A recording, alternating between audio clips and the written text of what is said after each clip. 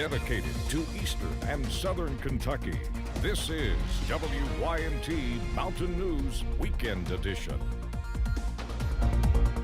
Good evening, I'm Madison Carmouche. Tonight we bring you the reaction from a neighbor after one man was sent to the hospital due to a shooting in Laurel County. WYMT's RJ Johnson shares how they are feeling after the incident. Officers say the shooting happened early afternoon in Laurel County on East Laurel Road, just 6 miles outside of London. One neighbor tells me that it unfolded right in front of his house. I was kind of apprehensive about that whenever I heard it. I pretty much sure it was gunshots. Doyle Suffridge says his son-in-law was outside when the shooting happened. He described it as very strange for this area for sure. Officials with the Laurel County Sheriff's Office say when they arrived on the scene, it appeared to be a road rage incident. Police say 21-year-old Jaden Jackson pulled up on the scene, and when he exited his vehicle, he was shot almost immediately. He ran over to the store and he told them over there, he said, "I've been shot. Somebody take me to the emergency room." 21-year-old Joseph Brewer was arrested and charged with first-degree assault. Suffridge says he's lived in the area for 30 years, saying he has never heard of anything like this happening.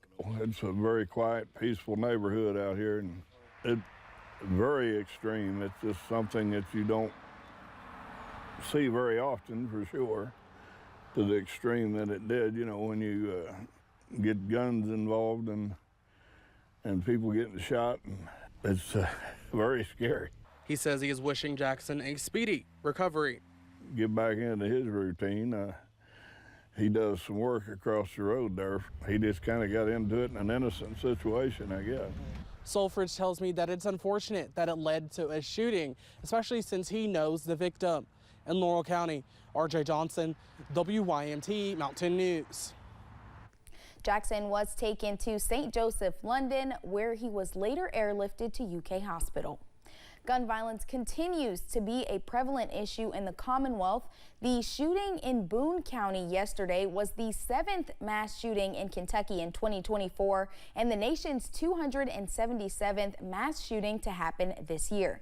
That's according to data from the Gun Violence Archive, which defines a mass shooting as one where 4 or more people are shot, not including the shooter. We continue to follow Saturday's deadly mass shooting in Florence that left 4 people dead and 3 more in the hospital. Florence police have now identified the 4 who died as 20-year-old Shane Miller and Hayden Robicki, 19-year-old Delaney Erie, and 44-year-old Melissa Parrott. Connor Marksberry is one of the victims currently in the hospital, and our sister station WXIX spoke to his mother, Robin Gibbs, to learn more about his condition. He's stable and he's alive, and he's, you know, he doesn't know anything. We're not allowing him to have any information right now. I believe we got the call about 4:30 from UC Medical Center that my son had been shot and he was here at the hospital. So, I mean, obviously shock and disbelief. We're still working to get more information regarding what led up to the shooting. This week, the 4th of July holiday marked a somber anniversary for people in Bardstown. Exactly 9 years ago, Crystal Rogers was reported missing. Rogers was last seen July 3rd, 2015 at her boyfriend Brooks Houck's home. 2 days later, on July 5th, her car was found. Inside were her purse, cell phone, and keys. The mother of 5 was nowhere to be found. For weeks, family, friends, and community members searched countless acres of Nelson, LaRue, Marion, and Washington counties for the 35-year-old on foot with four-wheelers, canines, horses, and boats.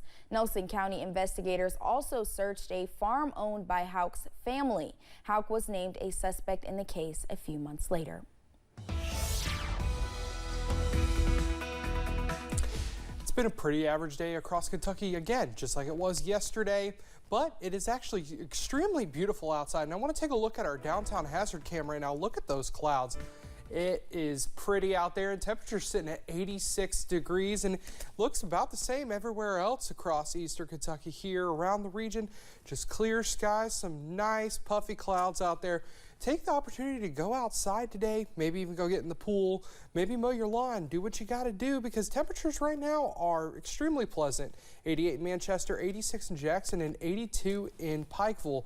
Right now, it is completely clear on our live pinpoint Doppler radar. There are a few showers going on in Virginia, but those look to kind of stay away from us as we get into our evening hours. We want you to download that WYMT First Alert weather app with some rain upcoming this week. That QR code right there will take you to download that and get you the latest weather information. And for the rest of the evening, we have 7 p.m. sitting at 87, and then by the time you're going to bed, sitting at 78 degrees. Madison? All right, Drake, thank you. In April of this year, Kentucky's General Assembly passed Bill 833, which will raise the price for car inspections at the state offices throughout Kentucky starting July 15th. The cost will raise from the original price of $5 to $15. This is due to the rising number of stolen vehicles coming into the state and being sold over the past 5 years. The bill will change the system sheriff offices use to conduct car inspections so that people no longer have access to the sensitive information that will allow them to purchase new tags for stolen vehicles. They won't have that ability anymore because it has to go through the system. No numbers to be shared. So absolutely, it's going to make it much more difficult. Now, it doesn't keep them from stealing it, but it's going to make it difficult for them to get tags on it or to resell it to anyone else.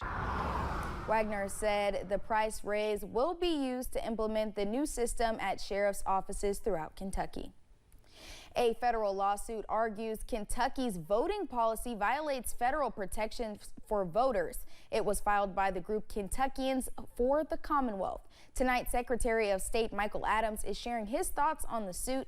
And as Samantha Valentino shows us, political experts say if the lawsuit is successful, it could impact how Democrats and Republicans work together here in the Commonwealth. In his first term, Kentucky Secretary of State Michael Adams says he removed nearly 350,000 people from the voter rolls, including people who have passed or moved out of state. What we're talking about here is a modest number of people who both moved to another state and then they told their Secretary of State in their new state, I'm voting here now. A new federal lawsuit filed by Kentuckians for the Commonwealth argues House Bill 574, quote, flagrantly violates requirements under the National Voter Registration Act of 1993 by, quote, allowing voters to be removed without notice, response opportunity, and waiting period. Adams says if people move out of state, they are sent notices. We want them to tell us. We want them to tell us, hey, is this right? Did you move out of state? And if so, do you want to deregister from the rolls or do you want to stay on the rolls? And if they don't tell us either way, we leave them on the rolls just to be safe. Since the bill in question was passed in 2021, Adams says the timing of the lawsuit is an attempt to disrupt the upcoming election. Adams has tried to find that balance where he's tough enough to satisfy the Republicans, but modern enough that he's not making it too hard to vote. To have a lawsuit threaten to undermine but only part of a bipartisan compromise that Adams worked out, naturally feels like a betrayal. Political expert Dr. Stephen Voss says if this lawsuit is successful, it could impact how the two parties work together in Kentucky in the future. It's a concern Adams shares. I'll never be able to get Republicans to trust Democrats and vote on something that both sides get something out of. Because if the Democrats vote for this stuff and they come around and sue and try to knock it out, there's no trust. You have to have trust. In Frankfort, Samantha Valentino, WKYT. Our sister station WKYT has reached out to Kentuckians for the Commonwealth for comment, but have not heard back. The lawsuit asks the court to issue a permanent injunction preventing the state from canceling the registration of voters without following the required procedures. Coming up, new information on the impacts of Hurricane Beryl in the United States are available. We give you the details next. And we've had a calm, clear, and hot Sunday so far, but we are tracking the possibility of rain heading into your work week. I'll have the details in just a few minutes.